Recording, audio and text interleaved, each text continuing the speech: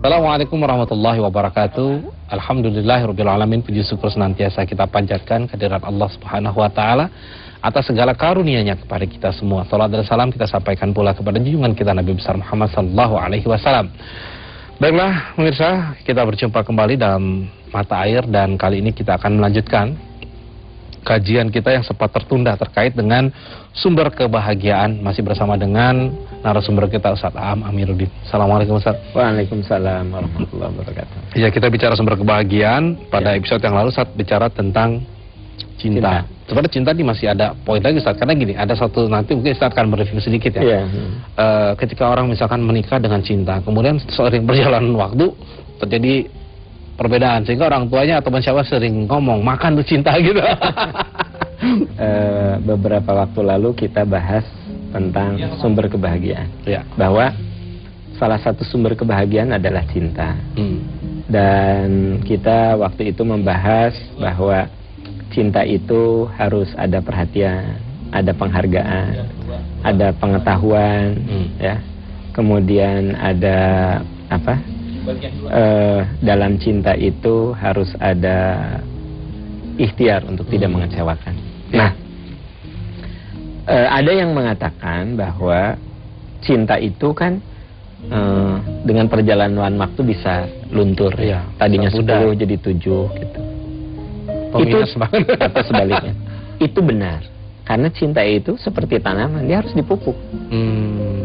Jadi jangan berharap cinta itu tumbuh begitu saja. Kalaupun dibiarkan begitu saja, tumbuhnya akan bagus. Beda dengan tanaman yang di-maintain, dipupuk, dikasih disiram. Itu tumbuhnya beda gitu. Tanaman liar tumbuh sendiri. Tapi liar kan. Jadi cinta itu harus makanya gini. Ada 5 bahasa cinta. 1, cinta itu harus diekspresikan. Diekspresikan. Misalnya orang tua jangan segan untuk mengatakan, mama sayang sama kamu, mama khawatir gitu, ya, hati-hati. Nah, seorang istri jangan segan untuk mengatakan, ayah hati-hati di jalan. Bukan berarti memperlakukan si suaminya seperti anak-anak. Take care ayah gitu ya. Apa kata suaminya? Kayak ke anak kecil aja gitu. Ketika si suaminya bilang, si istrinya bilang take care ayah gitu ya, langsung suaminya kayak ke anak kecil saja jawab begitu. Sebenarnya tidak perlu ya. Jadi artinya pertama, cinta itu harus diekspresikan. Yang kedua, bahasa cinta itu sentuhan.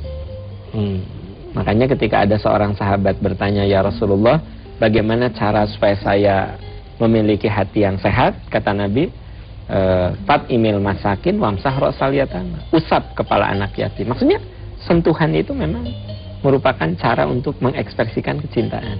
Gitu. Nah makanya Rasul kalau bicara sama anak kecil tangannya selalu nempel.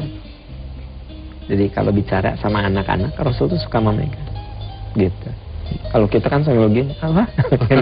Kalau Rasul tuh memegang. Itu ke anak kecil ya, ke anak kecil ya. Ke anak kecil. Saya kalau ke anak TK pegang gitu. Kalau ke anak mahasiswi enggak, itu pelecehan. Kalau anak TK, sayang, jongkok kita tuh ya pegang sini. Kalau ke anak TK, anak playgroup. Kalau ke anak mahasiswa jangan. Itu jadi pelecehan. Nah yang ketiga, bahasa cinta itu hadiah. Jadi kita mengekspresikan kecintaan itu dengan hadiah gitu. Dan hadiah itu salah satu cara untuk mendekatkan hati kita gitu. Nah makanya Nabi mengatakan tahadau tahabu, biasakan kamu saling memberi hadiah supaya kecintaan kamu lebih tumbuh. Nah hadiah itu tidak selamanya ada konteks ya, misalnya dalam rangka ulang tahun, dalam rangka naik kelas, enggak, pokoknya hadiah aja. Tiba-tiba anak pulang dari sekolah tuh, mama ini apa? Ya coba buka. Handphone. Untuk siapa mah? Untuk kamu. Dalam rangka apa? Dalam rangka mama sayang sama kamu. Itu kan hadiah tuh. Nah yang keempat, bahasa cinta itu adalah doa. Jadi bahasa cinta itu doa. Rajin mendoakan. Nah yang kelima, bahasa cinta itu bikin sesuatu yang surprise. Bikin surprise. Yang maksud surprise itu bukan ngagetin, Ya, pas lagi dia wow gitu kan. Hari si mama kenapa? Ini kata dalam di SCTV juga harus ada surprise. Surprise itu sesuatu yang tidak pernah direncanakan. Terus membuat dia kaget, terheran. Tidak harus mahal. Nah, ingat tuh, surprise itu tidak harus ngasih mobil mewah di garasi. Mas ini. Oh my God, ada mobilnya di garasi. Tidak harus begitu, ya mobil-mobilan juga. Yang bikin surprise pokoknya. Jadi tadi kembali, ada orang yang tadinya cintanya sedikit jadi besar. Ada yang tadinya besar jadi sedikit. Itu berkaitan dengan maintain, perawatan. Ya, Mas Agus punya mobil, walaupun mobil tua, kalau dirawat jadi antik kan? Iya betul. Agus tahun berapa ini? Tahun 65. Hebat ya, terawat banget. Nah gitu. Makanya ada orang yang udah berumah tangga 50 tahun karena jadi antik, dirawat. Dirawat. Iya. Tapi ada orang yang baru nikah 2 tahun tuh, ya Mas Agus punya mobil baru tapi nggak pernah dirawat. 5.000 olinya harus sudah ganti, ini 15.000 ya kan, baru ganti. Nggak pernah balancing, spuring gitu kan. Apa yang terjadi? Baru 2 tahun aja udah ngeleprek itu mesinnya. Tidak maintain. Jadi masalahnya kembali bukan urusan cinta itu bertambah berkurang. Ya, karena itu cinta bertambah berkurang itu alamiah gitu. Itu artinya suatu law of nature, hukum alam, sunnatullah gitu. Nah, tugas kita adalah memaintain, merawat. Gimana supaya cinta itu makin kesini makin tumbuh. Nah, pakai 5 bahasa cinta itu. Ini kuncinya ya. Nah, kuncinya. Kadang-kadang kan kalau orang sudah sibuk dengan pekerjaan, jadi untuk merawat itu, agak susah. Gini ya, kalau udah sibuk gitu, saking udah biasa gitu, suaminya keluar kota apa, nggak pernah gitu, istrinya nanya, ayah hati-hati atau ayah udah makan siang. Nah itu, atau si suaminya begitu dia di luar kota karena udah biasa, nggak gitu bilang, mah di rumah hati-hati. Padahal itu sepertinya kan berapa kata sih, tapi catat itu pupuk. Itu pupuk ya. Nah, ayah kangen gitu ya. Itu pupuk. Itu seperti apa? Mah ayah kangen. Apa kata istrinya? Geuleuh. Orang Sunda bilang geuleuh. Geuleuh teh apa ya? Kalau udah orang Bandung mah tahu. Iyalah. Tapi kalau keseringan gimana? Nah, nggak sebenarnya kalau di telepon bukan. Nah, gini. Ada yang nelpon ngecek, ada yang nelpon karena memang menunjukkan ekspresi. Asik kan gini. Ya, ayah maaf mengganggu. Mama cuma nanya, ayah jangan lupa ya minum obat. Ayah kan suka lupa. Kan beda dengan lagi apa? Dengan siapa? Ah masa sepi begini. Kan beda kan? Makanya kalau ayah maaf ya mama nelpon. Ayah mama cuma pengen ngasih tahu, ingetin aja jangan lupa obat ya. Jangan lupa obat, kan ayah suka lupa. Gitu. Gimana ya? Makan dengan siapa? Hah? Masa di kantor sepi? Itu kan beda. Oke. Itulah. Ya, itu kan tambahan dari materi kemarin ya. Sumber bahagia itu apa?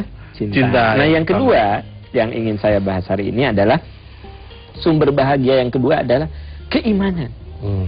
Ternyata iman itu bisa membuat orang bahagia. Gitu. Karena iman itu sesuatu yang sifatnya abstrak tetapi benar-benar dirasakan. Kayak begini Mas, sebenarnya kalau kita punya, sebut saja punya uang 100 rupiah ya, 100 rupiah. Kalau kita kasih yang 100 rupiah itu secara hitungan matematik nambah apa kurang? Kurang kan? Gitu. Di dompet saya ada 200 rupiah. Yang 100 rupiah saya keluarkan. Secara matematik itu kurang. Tapi dengan iman, itu bisa jadi nikmat, bisa jadi bahagia. Aduh, saya bilang, Mas, aduh aku mah benar seneng banget. Tadi ada teman lama gitu.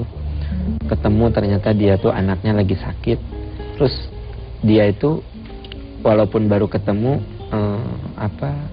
bercerita tentang anaknya. Terus saya membantu dia. Aduh, saya nikmat ya bisa bantu dia. Nah, itu ternyata yang bikin nikmat adalah iman, gitu. Jadi yang bikin nikmat itu bukan karena kita memberinya, ansih memberi, tapi memang karena iman yang mendasarinya, gitu. Makanya ada orang yang dengan yakin, dengan iman itu sesuatu penderitaan berubah menjadi kenikmatan. Saya coba para pemirsa yang sudah berhaji rasakan. Berhaji itu sebenarnya secara fisik sangat melelahkan. Harus wukuf di Arafah. Tendanya belum tentu tidak semuanya dapat ber-AC. Ada juga yang tidak ber-AC. Penginapannya ada orang yang kalau di rumah itu di kasur yang mewah, pakai AC, kamar mandi di dalam kamar. Tapi begitu haji, boleh jadi sekamar itu berenam, berdelapan. Kamar mandinya harus antri. Apalagi kalau di Mina, orang tidur itu seperti ikan pindang, ngejejer begitu. Tidak ada kasur, tidak ada apa. Jadi sebenarnya kalau bicara haji, banyak tidak enak secara fisik dan kasat mata. Tapi coba dengar orang yang pulang haji. Saya sering mendengar baru aja landing, aduh Pak Aam pengen kesana lagi. Kangen, pengen kesana lagi. Padahal secara fisik haji itu banyak penderitaan. Tapi kenapa dia katakan, aduh aku pengen lagi kesana. Gitu. Nah ini jadi yang membuat orang bahagia itu adalah aspek keimanan. Nah, tapi iman yang mana gitu loh. Ya. Iman yang bukan hanya ngapalin rukun iman. Satu iman pada Allah, dua iman, bukan itu, tapi iman yang memang benar-benar seperti yang digambarkan dalam surat Ibrahim ayat 24 dan 25. Alam taro kaifa daraballahu mathalan kalimatan thayyibatan kasyajaratin thayyibatin asluha tsabitun wa far'uha fis sama. Tidakkah kau perhatikan bagaimana Allah membuat perumpamaan iman yang kokoh itu seperti pohon yang kokoh. Jadi iman yang jadi sumber bahagia itu yaitu iman yang seperti pohon, akarnya menghunjam ke bumi, daun dan rantingnya menjulang ke langit, tu'ti ukulaha kullahinin bi'izni rabbiha. Si pohon itu memberikan buah kepada orang sekitarnya setiap saat dengan izin Tuhannya. Nah, ayat ini menggambarkan bahwa iman yang hebat adalah iman yang involved dengan realitas kehidupan. Kemudian iman yang hebat itu sebenarnya iman yang harus dirasakan oleh sekitarnya. Nah, itu iman yang akan menimbulkan kebahagiaan. Jadi bukan iman yang hafalan rukun iman, tapi iman yang benar-benar menyatu dalam kehidupan. Sebab dengan iman itu saya tadi katakan penderitaan pun jadi nikmat gitu. Ada orang yang ditimpa sakit luar biasa, tapi dia katakan, ya Allah, semoga rasa sakit ini menjadi penghapus bagi dosa-dosa saya. Ketika dia sakit, dia merasakan sakit, tetapi dia merasakan satu kenikmatan yang mungkin orang yang lemah iman susah memahaminya gitu. Jadi kalau pembicaraan kita tidak bisa dipahami, itu lemah iman. Berarti ini abstrak banget, abstrak. Nah, tapi itu sumber, ya. Nah, Oke, yang ketiga, yang terakhir. Ya. Sumber kebahagiaan yang ketiga adalah ikhlas.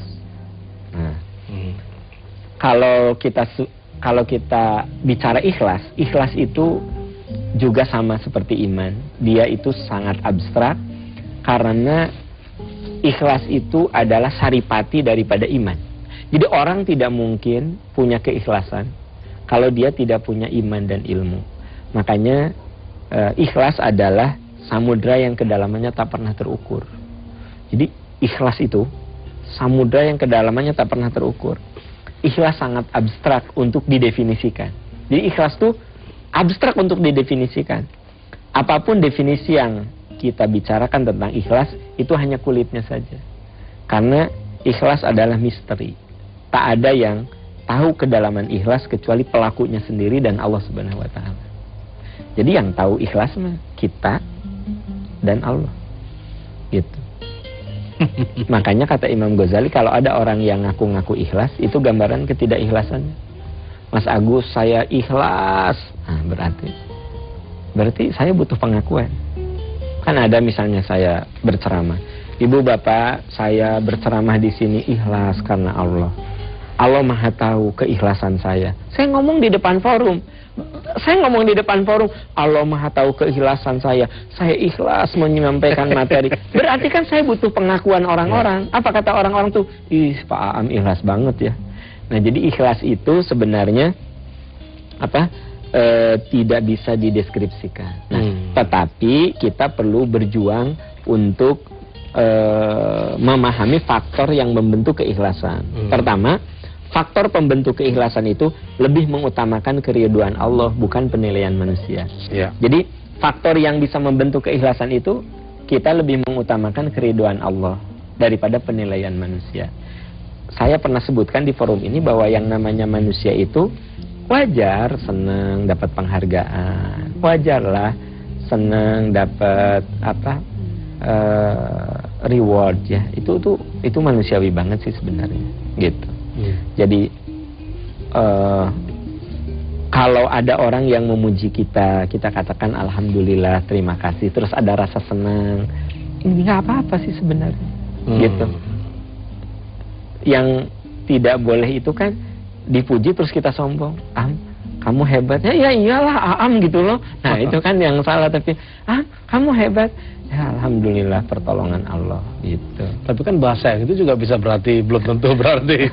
Ya artinya kembali ke yang tadi. Ada orang yang wah saya gitu, padahal memang betul-betul dia ikhlas ya kegayaannya, tapi ada juga kan ya memang karena Allah, tapi bisa juga karena ya, makanya tadi bahwa yang namanya ikhlas itu kedalamnya tak pernah bisa diukur. Yang tahu ikhlas itu adalah Allah Subhanahu wa Ta'ala, dan yang merasakan itu dirinya. Seperti yang tadi, kamu ya iyalah gitu loh. Nah itu kan gimana hati. Kalau hatinya niatnya canda, ya.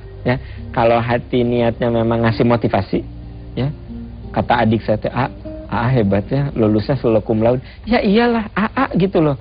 Mah belajar terus. Tapi niat saya itu supaya adik saya ngikutin. Nggak apa-apa kan? Ya artinya hanya Allah yang tahu. Tapi kalau gini, Pak Am ini ya hebat ya, lulusnya selalu cum laude. Ya ini pertolongan Allah. Tapi niat saya itu supaya kata Mas Agus tuh Am teh rendah hati. Nah, kan berarti artinya apa? Tetap kembali kepada orang itu sendiri. Ya, orangnya. Tapi intinya adalah faktor yang membentuk keikhlasan, pertama mengutamakan keridhaan Allah. Yang kedua, berusaha mensejajarkan pujian dan celaan. Jadi kalau orang muji dan mencela itu sejajar gitu. Artinya gini, pujian tidak membuat dia lupa diri, celaan tidak membuat dia putus asa. Jadi kalau orang dipuji tapi tidak lupa diri gitu. Jadi menerima pujian itu, makanya katanya kalau kita dipuji kita katakan alhamdulillah. Artinya mengembalikan pujian itu kepada Allah gitu. Jadi orang yang ikhlas, faktor yang mendukung keikhlasan memposisikan pujian sederajat dengan celaan. Begitu ada orang yang memaki, mencela, menistakan, dia introspeksi diri. Benar nggak yang mereka omongkan? Oh iya ya, mungkin apa yang mereka omongkan ada benarnya. Saya harus memperbaiki ini, gitu. Paham tuh ya, orangnya sombong gitu. Oh iya ya, saya teh kalau pakai mobil suka nggak pernah buka kaca. Ya.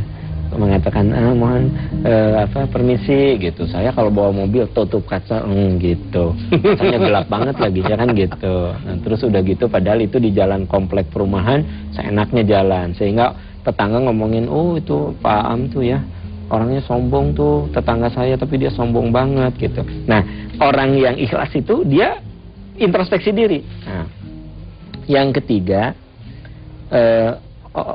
faktor yang membentuk keikhlasan itu tidak memandang diri sebagai orang ikhlas. Jadi tidak memandang diri sebagai orang ikhlas, sehingga takjub terhadap diri sendiri. Kan ada orang yang gini, hebatnya aku ikhlas banget. Ya Allah, hebat banget aku ya. Nah itu tuh ada orang yang takjub terhadap diri. Walaupun di dalam hati ya. Ya di dalam hati ya harusnya kita astagfirullahaladzim. Alhamdulillah ya Allah, Engkau memberikan kemampuan ini. Misalnya Mas Agus bisa ngapalin Quran dalam waktu 2 minggu ya. Maksudnya kul huwallah. Jadi bisa 1 juz itu 2 minggu udah hafal gitu. Sementara teman-teman mah 2 minggu baru dapat berapa ayat. Kita udah hafal. Ya, lalu gini, aduh terima kasih ya Allah, umur segini Engkau masih memberikan kecerdasan pada saya. Alhamdulillah. Luar biasa. Nah itu, tapi tetap mengembalikan pada Allah. Jadi intinya jangan memandang diri sebagai orang ikhlas, termasuk jangan memandang diri sebagai orang suci. Ya Allah, kasihannya neraka semua. Kasihannya neraka semua. Kayaknya cuma kita yang dapat surga. Nah, itu tuh juga hal yang keliru. Jadi memandang diri lebih suci, memandang diri lebih hebat. Nah, terus yang keempat, faktor pembentuk keikhlasan tuh sangat yakin adanya pengadilan Allah yang Maha Adil. Jadi gini, pengadilan atau penilaian manusia itu belum tentu adil. Sekarang saya jadi guru. Kira-kira kalau saya jadi guru, dalam ujian saya menilai apanya? Apa yang saya dapat dari hasil ulangan. Jadi saya jadi dosen, ya saya akan memberikan nilai sesuai dengan jawaban-jawaban mahasiswa. Nah, tapi boleh jadi ada mahasiswa yang belajarnya lebih lama, lebih sungguh-sungguh, lebih rajin, tapi begitu lihat soal langsung hilang. Nomor 1 wallahu a'lam, nomor 2 wallahu a'lam, nomor 3 wallahu a'lam, nomor 4 shadaqallahul adzim. Padahal dia sudah belajar sungguh-sungguh. Sementara yang satu lagi dia nggak pernah belajar, tapi memang oleh Allah dikaruniai otak yang sangat cerdas. Cuma dengar segitu aja dia udah langsung. Dia cuma dengar kata kuncinya saja dia bisa mengembangkan sendiri. Makanya walaupun dia kadang absennya juga pas-pasan, kemudian kuliahnya juga sering ngobrol aja, nggak denger, tapi dia punya otak yang cerdas, ternyata dia dapat nilai A. Nah, ini sebenarnya kita manusia itu adil hanya berdasarkan data yang terlihat. Tapi Allah itu akan memberikan nilai berdasarkan ikhtiar manusia. Nah, oleh karena itu kita yakin adanya pengadilan Allah yang Maha Adil. Ya. Nah, dan tentu saja yang terakhir, faktor yang membentuk keikhlasan, kita berusaha untuk menghindarkan diri dari jiwa yang ria, yang pamer. Ya. Masya Allah, jadi udah jelas sekarang berarti Ustaz ya, apa yang kita bicarakan hari ini, bahwa sumber kebahagiaan itu intinya ada 3. Pertama cinta, kemudian kedua keimanan, ketiga adalah keikhlasan. Nah, mungkin ini barangkali perlu diresapi lagi yang paling dalam ya, sehingga kita tuh betul-betul bisa memaknai ini gitu, bukan hanya sekedar teori gitu kan, apa ya, wah cinta, keimanan, keikhlasan, itu kan kayaknya gampang banget ngomong itu. Nah, tetapi untuk mendalami itu kan, ini barangkali yang sama-sama kita perlu perenungan juga. Mudah-mudahan lah ya kita sambil terus belajar, mudah-mudahan ya Allah memberikan kemudahan aja untuk memahami dan selalu mendapatkan kebahagiaan.